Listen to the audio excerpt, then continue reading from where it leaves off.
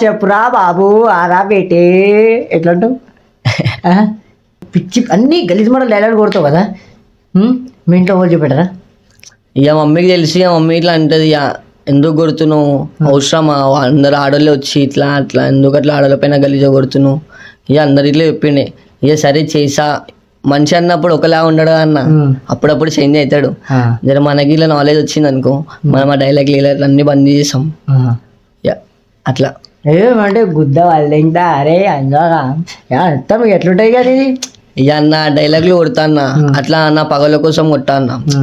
so ఇప్పుడు వేరే వాళ్ళకి ఇప్పుడు గుట్లాడుకుంటారు వాళ్ళు డైలాగ్లు కొట్టారు వాళ్ళతో ఏం కాదు ఇక అప్పుడు నా స్టోరీలు పెట్టుకుంటారు